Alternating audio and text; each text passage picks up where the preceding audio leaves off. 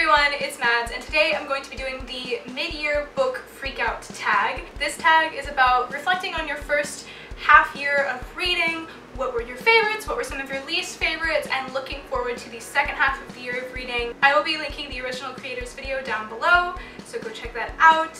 And yeah, I really think that's all the introduction I need, so let's just get into it. Just a disclaimer, all of the books that were with me in college are actually in Louisiana right now in storage. So essentially a good half of the books that I've read so far this year I don't actually have with me in person. This is only half of my bookshelf. So I will be putting pictures of the covers somewhere on the screen. I don't know, it'll work out later in editing, I'm sure. Starting off with a pretty hard-hitting question is, what is your favorite book so far you've read in 2017? And I had actually a kind of hard time narrowing this down, so I picked two. The first one is The Star-Touched Queen by Roshni Chokshi, and the other is The Song of Achilles by Madeline Miller. The Star-Touched Queen was actually the first book that I read in 2017. I read it in one sitting, in one night. I stayed up till 3 o'clock in the morning. I couldn't put it down. I was so invested in the romance and the story. It was just, it was amazing. If you don't know what The Star-Touched Queen is about, this is about a girl named Maya who was born with a really bad horoscope in a place where that matters quite a lot, and she is put into an arranged marriage and things just sort of go crazy from there. And I really don't want to say very much because it's pretty much all spoilery, but this book was filled with magic and just, oh, it was so beautiful, absolutely fantastic. I loved this book so much. The Song of Achilles was actually the last book that I completed, and I just don't even know how to put into words how I feel about this novel. This novel is a retelling of the Iliad from Patroclus's point of view. It is a love story between Patroclus and Achilles. That's not a spoiler, it's literally on the back. This is one of the most beautiful and hard-hitting stories I've ever read. It's definitely a new favorite. I didn't really know how I would feel about it, but it's absolutely gorgeous. It's got a beautiful representation of a same-sex couple. I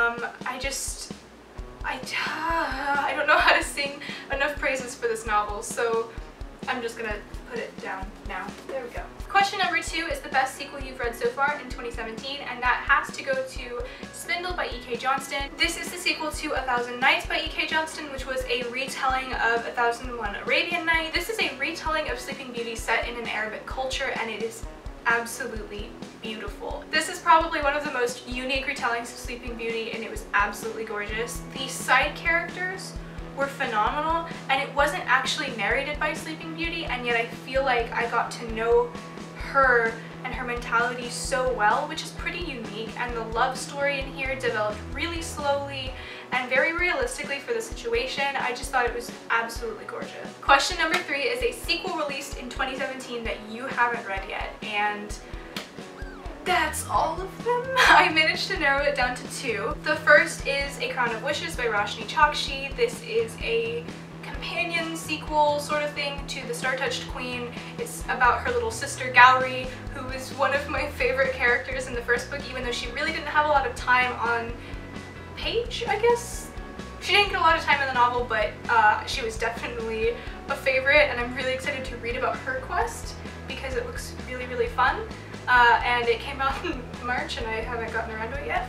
The other I feel a little less bad about because it literally just came out like, I don't know, maybe a couple weeks ago, and that is The Dark Prophecy by Rick Riordan. Oh no, it's been over a month. Never mind. The Dark Prophecy by Rick Riordan. This is the sequel to The Trials of Apollo. Rick Riordan is one of my favorite authors. I own everything he publishes, and this is the newest one. I feel really stupid for not having read this yet. Like, I love The Trials of Apollo. It's got a bisexual main character. It's got such a unique angle. It was a god who was turned into a human, Apollo. It's just so cool, and I haven't gotten around to it yet. Hopefully this is one that I get to really soon. It's on my priority list. Hopefully the next 2 weeks or so. Question number 4 is the most anticipated release you have for the second half of the year, and honestly, I'm not doing that great of a job keeping up with releases that are going to be coming out. Usually I'm really good at following like new books. I had like 18 for the first half of the year, and then honestly, like, for the second half of the year I only know of 3, but I am excited for those three pretty heavily. The first one is Language of Thorns by Leigh Bardugo. That's a collection of fairy tales from the Grisha universe, which both the Crooked Kingdom, Six of Crows duology and the Grisha trilogy are some of my favorites. So I'm really excited about that, and I love reading fairy tales. This will be really interesting about how she does fairy tales for that world. I don't know. I think it'll be a really unique companion book, and the cover is gorgeous. Like, oh! The second book is All the Crooked Saints by Maggie Stiefvater. Maggie Stiefvater is one of my all-time favorite authors, and this book looks really unique and interesting. There's been some controversy, mostly on Twitter, about the Latinx representation in All the Crooked Saints. However, most of the reviews, in fact almost all of the reviews by Latinx people and otherwise who have read All the Crooked Saints in the ARC format, the advanced reads copies, are really happy with it and said that it was really good and that the representation wasn't as negative. So I don't know, we'll see when it gets a little bit closer. I'm nervous but hopeful. We'll see. And the last book is A Forest of a Thousand Lanterns by Julie C. Dow. This book looks so cool. It is an East Asian fantasy novel about a girl who is chosen by the queen to be the next empress of her country, and she has to decide if it's worth it because she will have to scorn the boy who loves her, and she has to give in to a really dark form of magic that stems from eating the hearts from the recently dead, and it's just so weird and interesting sounding. I think it looks absolutely amazing. The cover is beautiful. I am actually really dying to get my hands on this one. So that's like the only 3 books that I actually know that are releasing for the second half of the year, so it's a good thing that I'm looking forward to them. Number 5 is your biggest disappointment so far of the year. This was not a new release in 2017, this was released in 2016. However, I read it in March, and that is Glass Sword by Victoria Aveyard. I don't know if this is an unpopular opinion or not, but I absolutely hated this book. I will link my Goodreads review of it down below because that says literally everything I could try to say in this video, and I don't know how much I can condense into like explaining how much I hate this novel, but I hate this novel. It took me a month to read this book, and while I was reading this book I read and completed 3 others, which I think says more than I can. I thought the pacing was bad, I thought the narrative was awful, I thought Mare was the worst narrator. Her thought processes irritated me beyond belief. I didn't think any of the side characters had any sort of depth. I didn't think anyone's motivations were believable. Again, I'll link my review down below. I did not like this book. Question number 6 was your biggest surprise of the year, and so far for me that has been Stalking Jack the Ripper by Carrie Maniscalco. This was released, I think, around Halloween time in 2016, and when I was driving home from college I picked it up on audiobook to listen on the way home. It came with great reviews, but I felt the summary didn't do a very good job of explaining it, and I was kind of thinking that I would find it cheesy and that they wouldn't be able to do the mystery well and that it would be predictable, and I was pleasantly surprised to find that that wasn't the case. I thought that the main character's narrative was really interesting. I thought that she was so cool and really empowering and interesting to read from. Obviously this took place in Victorian England around the Jack the Ripper murders, and so she was living in a very confining society. I thought she handled it really well. I loved her thought processes. I loved her hobby, which was dissecting dead bodies because she was interested in forensic science. I thought everyone's motivations were interesting. The side characters were well developed. The love interest was fantastic. I was really pleasantly surprised with how it went. So yeah, Stalking Jack the Ripper.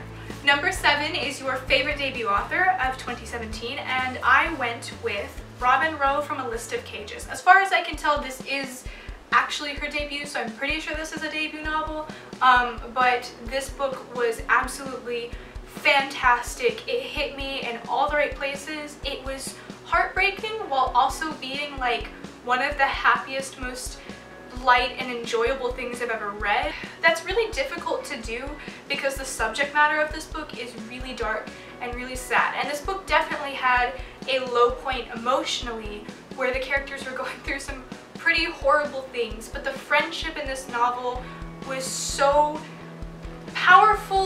and just open and loving. It made it easier to read the dark things that were happening in this novel. I just think about this book and I get happy again. Number 8 is your favorite new fictional crush, and I don't really know if I have a new fictional crush. Like, I don't think I've read a character in a long time who is just like absolutely swoon-worthy and everything. So instead I'm going to do what Haley in Bookland did. She instead did her new favorite fictional couple, and for that I have to go with Patroclus and Achilles from the Song of Achilles. Patroclus and Achilles just have one of the best developed relationships. They're so supportive and happy together, and even when they go through some pretty difficult times, I think the way that they handle it was really, really well. So I have to go with Patroclus and Achilles. It's just, I just can't not.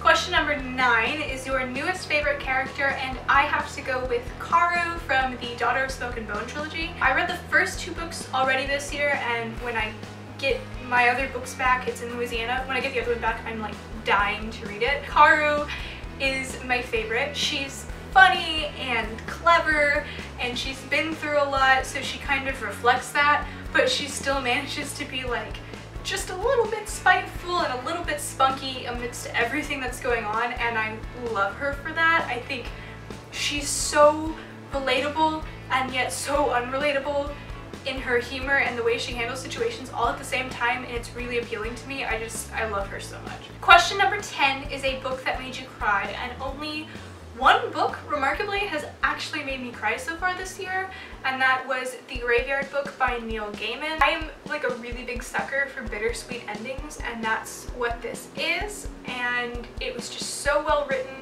almost unexpected, the nature of what happened. You kind of expect it, or you kind of think about it as the book progresses, and you're like, how is this gonna work when he's an adult? And then you learn that it doesn't, and it's just, I don't know, it's so hard for me. And then the more that I think about it, the more that I realize like these characters can only be reunited under certain circumstances, and it's just hard. It's about a little boy named Nobody Owens. His family is murdered when he's about 1, and completely on accident, he just crawls out of his crib, so the man who was murdering his family couldn't find him, and he crawls up to the graveyard on the hill. He lives in a very small little town in England, and the ghosts of the graveyard decide to raise him and protect him from the man who killed his family. It's just a little boy growing up in a graveyard. Obviously the man who killed his family comes back and plays a role in it,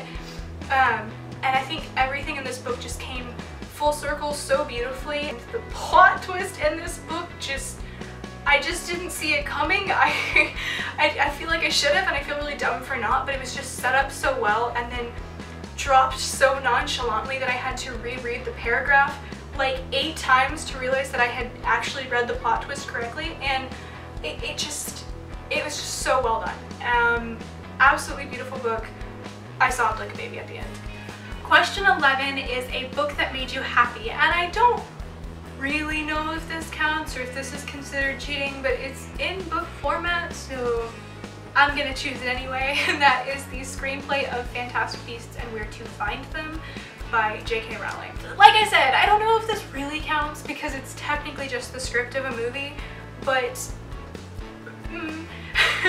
rereading it was just so whimsical and fun, and you get a side of the story that you don't necessarily get from the film, because inside the stage directions you really feel J.K. Rowling's writing from like all the Harry Potter books. It feels, to read it, just like reading a Harry Potter book. I feel like just overall Newt Scamander's adventures and the squad in the story and just everything was just, I was just so happy to read. I don't know, I really loved it. Number 12 is your favorite book to film adaptation from the year. There really haven't been any. I know that Everything was made into a movie, but I haven't read Everything, and I didn't go see the film. And then 13 Reasons Why was a thing, but I haven't read 13 Reasons Why.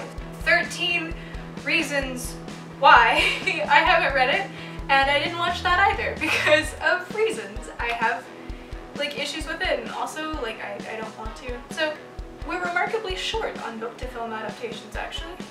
We're moving on to question 13, which I also don't have an answer for, because that's favorite video this year, and this one? I haven't actually posted anything since the start of the year. Semester was like a dumpster fire of stress, and I didn't have the time. I barely kept up with reading at all, and so I really just wasn't able to read and do homework and do classwork and maintain good grades and work and like survive and to do YouTube. So this is the thing that kind of took a back seat. So this is the first video I've actually posted in 2017.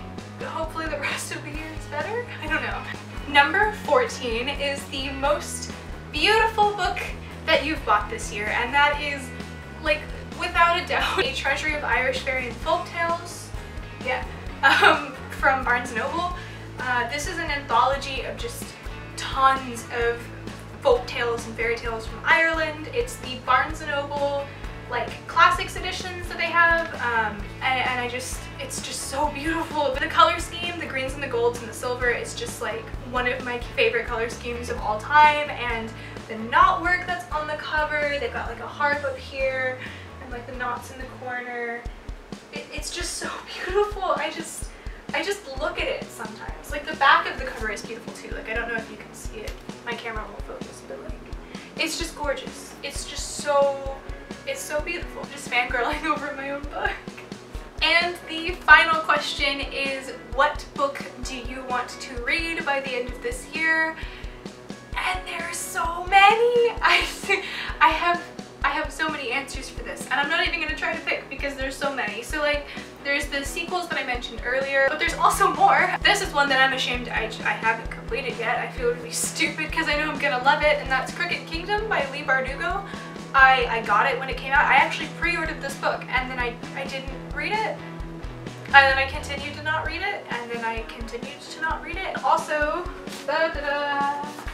one that I got, this was a new release this year actually, and that is The Bone Witch by Rin Chupiko. The Bone Witch, which is about a girl who is like a necromancer witch, which sounds so cool, and she can obviously resurrect bodies, and that's, you know, frowned upon, and that looks amazing and dark, and I'm really excited to read this one. And then also Strange the Dreamer by Laini Taylor. I love the Daughter of Smoke and Bone trilogy, and this has such a weird, unique, beautiful concept, and I'm really excited, but it's like, it's a beast. You can kill a man with this book. So those are just some of the ones on my immediate radar, but there's also a bunch others. Like I have a copy of Truth Witch that I haven't read yet. There's so many books that I'm so excited to read them, and I just haven't read them for no reason. I don't know. I feel really dumb. So basically my TBR for the rest of the year is it's pretty cool. Thank you guys so much for watching. My name is Mads, and I will see you soon, hopefully with a new video. Bye!